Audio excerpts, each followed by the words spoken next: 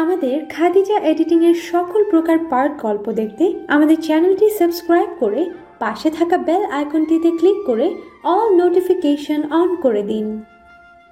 সচ্ছর ফুপুর বাড়ির কাছেই পাশেই বোনের বাড়িতে বেড়াতে এসেছেন, তাই বাজার থেকে বড় মাছ কিনতে গিয়েছিলেন ভদ্রলোক। মাছ বিক্রেতা ছেলেটার বয়স 24-এর কাছাকাছি। বাজারের সব থেকে তাজা মাছগুলো পাওয়া যায় তার কাছে। বাবা সব সময় তার থেকেই মাছ নেয়, কাজেই ওর কাছে থাকা সব থেকে বড় মাছটা বাবার জন্য আলাদা করে রেখে দেওয়া হয়। আজ বেশ বড় একটা রুই এনেছেন। ভদ্রলোক অত বড় মাছখানা দেখে দাম জানতে চাইলেই মাছ বিক্রেতা ছেলেটা জানান। ভদ্রলোক ফের বলেন, তোমার বড় সাহেব কি মাছটা কিনেছেন? না কিনলে আমায় দাও, বোনের বাড়িতে যাচ্ছি, একটু বড়সড় মাছ নিতে পারলে ভালো হয়। ভদ্রলোক অপমান বোধ করেন। ঘুরে চলে যেতে নিলে বাবার সাথে দেখা।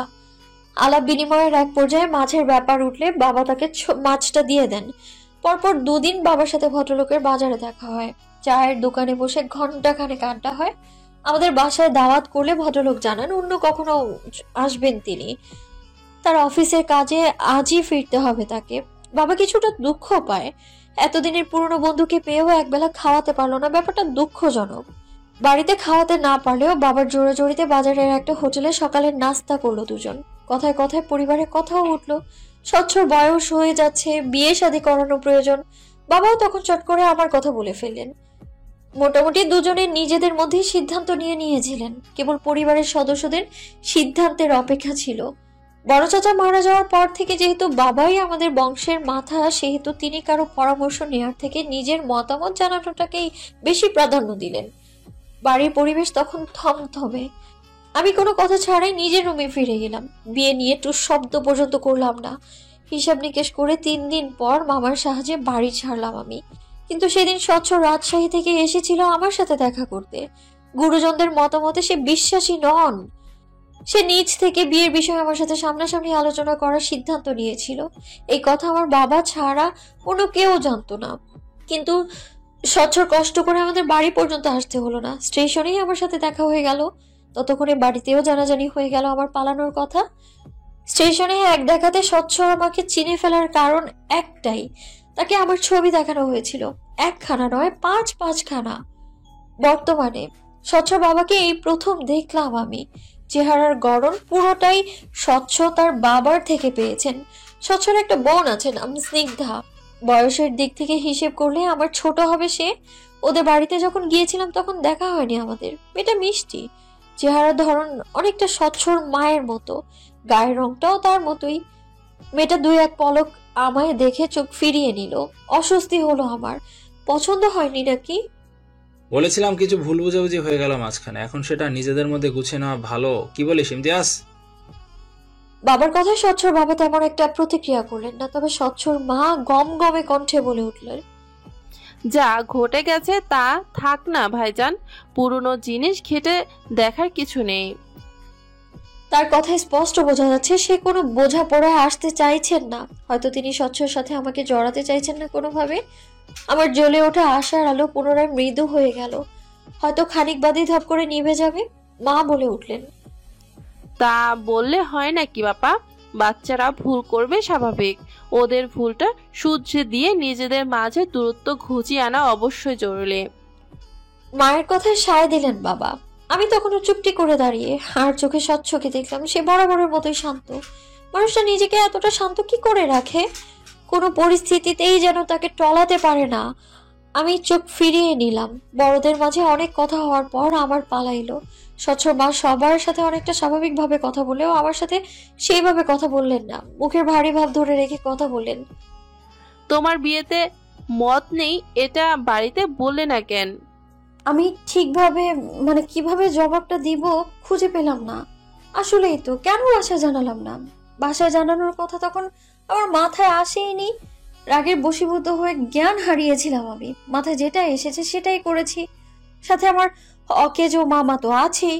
এই মুহূর্তে মনে হচ্ছে এত কিছু ঘটার কারণ কেবলমাত্র মামার সাপোর্ট ছাড়া এত বড় কাজ আমার পক্ষে করা সম্ভব ছিল না। বাড়িতে ফিরুক কেবল, মাছ কাটা বটি নিয়ে তাড়া করবো তাকে আমি। চুপ কেন? নড়ে চড়ে দাঁড়ালাম আমি, অসহায় দৃষ্টিতে বাবার দিকে তাকালাম। আমায় সাহায্য করার মতো পরিস্থিতি নেই, তাই সকলেই চুপ করে আছে। বাবার কথার বিপরীতে কথা বলার সাহস ছিল না। হঠাৎ করেই ঝোঁকের বসে বেরিয়ে পড়েছিলাম। একা নাকি কারোর সাথে? আমি ছোট্ট করে বললাম, মামার সাথে। স্বচ্ছর মা তাচ্ছিল্য করে হাসলেন। মামার সাথে নাকি প্রেমিকার সাথে? এই ধরনের কথা বললেই বুঝি সবাই বিশ্বাস করে নেবে। বর্তমানে ছেলে মেয়েরা ভালোই কাহিনী বানাতে পারে। তোমাদের বয়স পার করে এসেছি আমরা, তোমাদের পেটের কথা বুঝে ফেলার মতো ক্ষমতা আছে আমাদের। আমি স্তব্ধ চোখে তাকিয়ে রইলাম।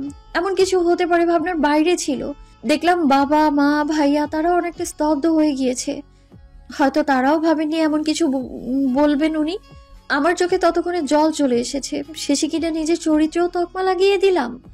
আপনি ভুল ভাবছেন আপা, মেয়ে তো আপনার বাড়িতেই ছিল, আপনি তো তা বেশ ভালো করেই জানেন।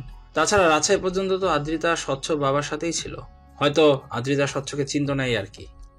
বাবার কথায় স্বচ্ছর মা পুনরায় বললেন, আজকাল তো এমন ঘটনা অহরহ ঘটছে ভাইজান। প্রেমিকের জন্য ঘর ছাড়ছে মেয়েরা, প্রেমিক তাকে ফেলে চলে যাচ্ছে, মানুষের মুখে মুখে শোনা যাচ্ছে আজকাল এমন ঘটনা। মাফ করবেন ভাইজান, কিন্তু আমি এখানে এমন কিছু ছাড়া অন্য কিছু ভাবতে পারছি না।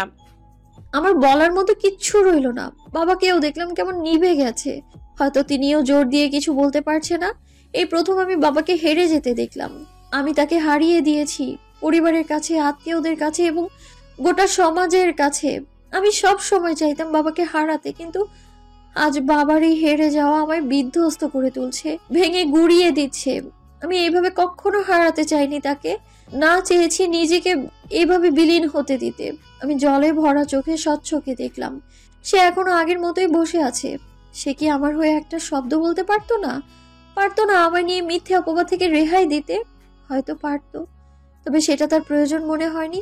আমি বোকা, মিথ্যে আশার প্রদীপ জ্বালিয়ে বসেছিলাম। আমি এখানে দাঁড়িয়ে থেকে তামাশা দেখার আর প্রয়োজন বোধ করলাম না। ধীর পায়ে উল্টো ঘুরে চলে এলাম আমি। নিজেকে অপবাদ থেকে মুক্তি দিতেও চেষ্টা করলাম না। কি দরকার? অন্যের কাছে নিজেকে খোলাসা করা তো বৃথা। স্বচ্ছরা সেদিন বাদে পরদিন চলে যেতে চাইলে বাবা বাধা দিলেন। ভুল বোঝাবুঝির সূত্র ধরে তারা চলে গেলে বাবার অপমান বোধ বাড়বে ভেবে বাড়ির সকলে তাদের প্রাপ্য খাতির যত্ন করলেন। আমি রুম থেকে বের হওয়া বন্ধ করে দিলাম। কেউ অবশ্য এই নিয়ে কোনো কথা বললও না। কখনো ভাবি, কখনো সাবিনা এসে খাবার দিয়ে যায়।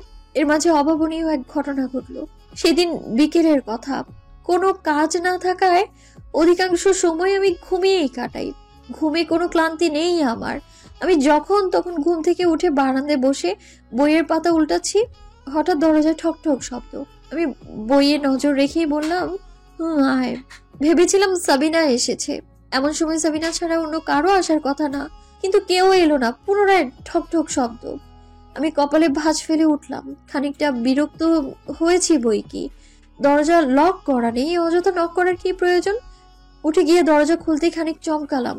স্বচ্ছ দাঁড়িয়ে, পাশে স্নিগ্ধা। এরা দু ভাই বোন আমার দরজার সামনে কি করছে? আশ্চর্য। বিকেলের মৃদু আলোয় পুকুরের পানি বেশ শান্ত ও উজ্জ্বল লাগছে।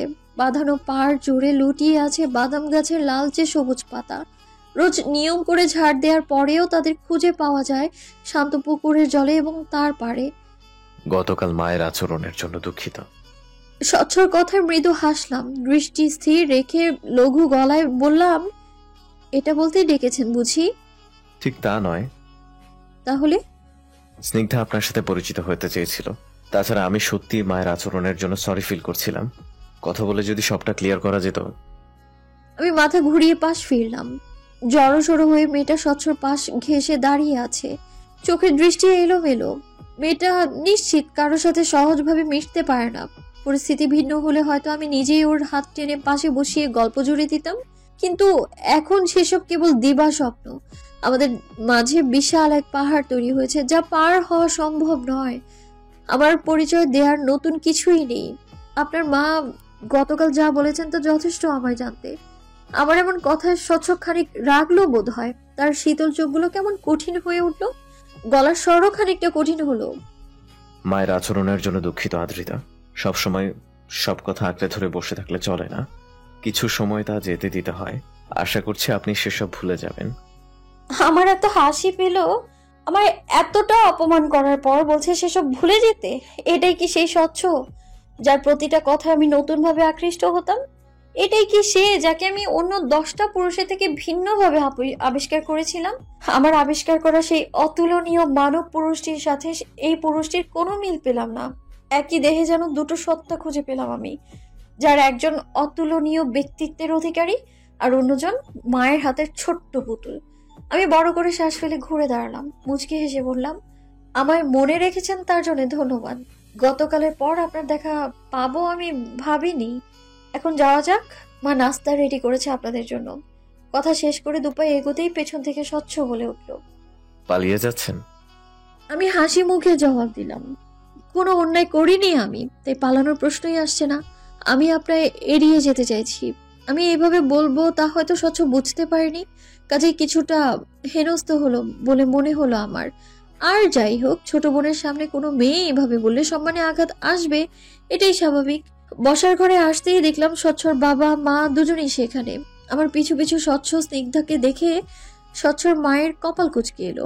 বাবা আমায় বললেন,